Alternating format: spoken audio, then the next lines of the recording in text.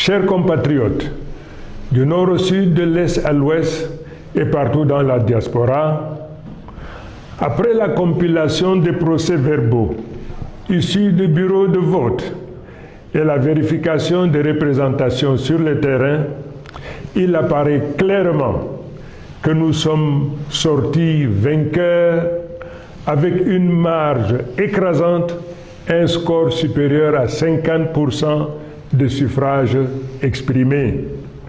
Un tel rejet, un tel désaveu prescrit au président sortant de faire preuve de courage, d'humilité et au nom de la démocratie et des us et coutumes, appeler le vainqueur, le féliciter et lui notifier sa disponibilité à organiser une transition heureuse, mettant notre nation à l'abri de soubresauts et convulsions qui naîtraient d'une transition subie et non préparée.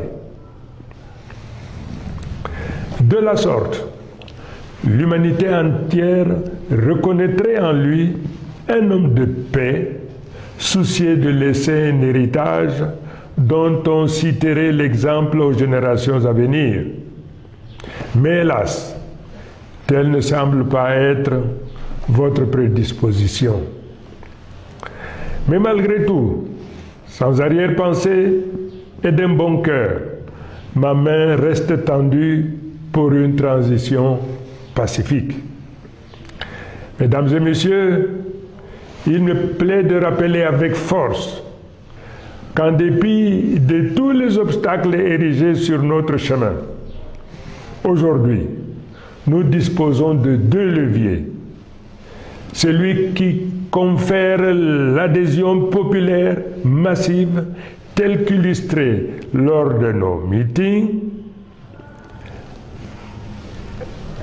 et le respect scrupuleux du Code électoral en son article 113 qui nous autorise à porter à la connaissance du public des résultats tels que nous les avons énoncés. Incontestablement, ces deux leviers font de moi le président de la République légal et légitime. Dès lors, si le Conseil constitutionnel proclame des résultats falsifiés et tronqués, il se rendra complice d'une forfaiture, car le peuple camerounais, dans son immense majorité, n'acceptera jamais la validation par le Conseil constitutionnel de la falsification et du bourrage des urnes à une échelle historique telle que cela est porté à la connaissance du monde entier. Le peuple ne se laissera pas faire. Le peuple est déterminé à se battre face à un régime autiste, à la souffrance et aux difficultés du peuple, confronté à un désarroi d'un lendemain incertain. Ce peuple, qui se trouve le dos au mur, n'aura pas de choix que de prendre en main son destin et d'aller chercher cette victoire partout où elle se trouve. Nous avons pris à témoin la communauté internationale. Nous avons pris à témoin les pays voisins. Mais de manière subliminale, tous nous répondent que personne ne viendra faire notre travail à notre place. À chacun d'entre nous donc d'aller au tréfonds de son âme pour libérer les forces d'audace, de courage, de mission. Car comme dit l'adage, il n'y a point de dignité pour celui qui attend tout de l'autre. D'autres peuples qui se sont retrouvés dans une situation comparable ou analogue à la nôtre ont résolument pris leur destin en main et ont fait ce qui devait être fait. Le Cameroun est une grande nation. Le peuple camerounais est très grand, un très grand peuple. et de par le monde.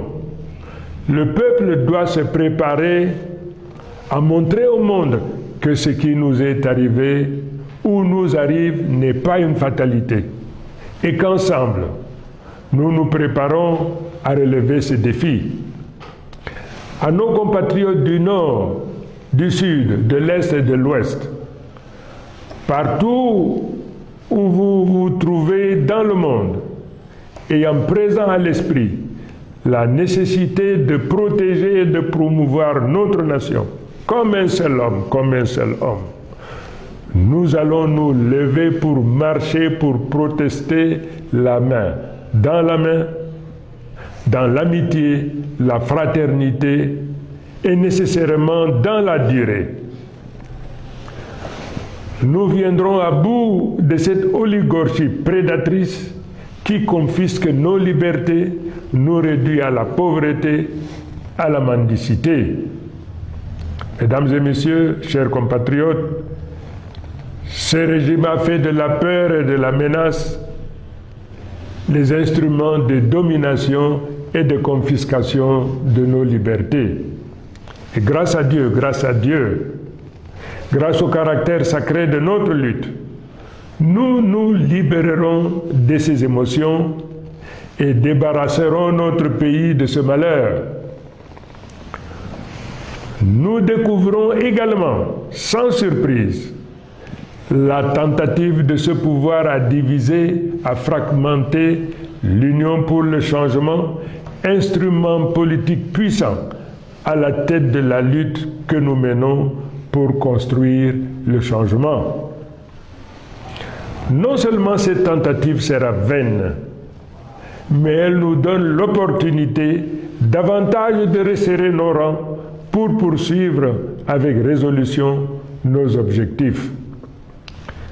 Je voudrais une fois de plus réitérer mon engagement à me tenir au sein du peuple pour la construction, pour la poursuite victorieuse de cette bataille qui ne prendra fin qu'avec la récupération de notre victoire. Au moment où je focalise mon attention sur notre problématique, j'apprends avec beaucoup de tristesse l'assassinat commis sur une enseignante, Madame Zouhaïra, qui est tombée sur le champ d'honneur de la lutte pour notre liberté, pour notre dignité, pour qu'un nouveau jour se lève dans notre pays. Cet assassinat sera pour nous une cause supplémentaire pour redoubler nos efforts jusqu'à la réalisation de notre objectif. Quant à nos forces de défense et de sécurité, je voudrais rappeler la correspondance que je vous ai écrite.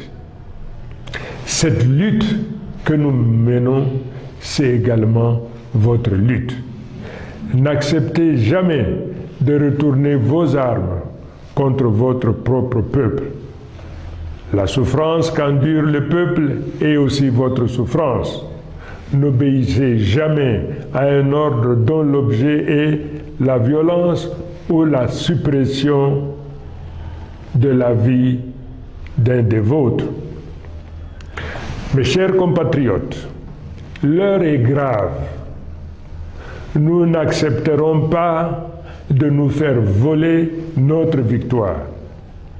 S'ils préfèrent menacer la sérénité et la paix du pays plutôt que d'admettre la défaite, nous répondrons par la détermination pacifique du peuple. J'invite tous les Camerounais, du nord au sud, de l'est à l'ouest, et partout où vous résidez dans le monde, à sortir comme un seul homme dans la paix et dans l'amour de la patrie. Marchons pour la libération et pour la revendication de notre victoire. Créez une grande vague pacifique qui montrera au monde que le peuple en a assez et qu'il veut sa liberté. Le droit de manifester est un droit universel. Exerçons-le avec discipline et dignité. Je vous remercie. Vive le peuple souverain. Vive le Cameroun libre, uni et réconcilié.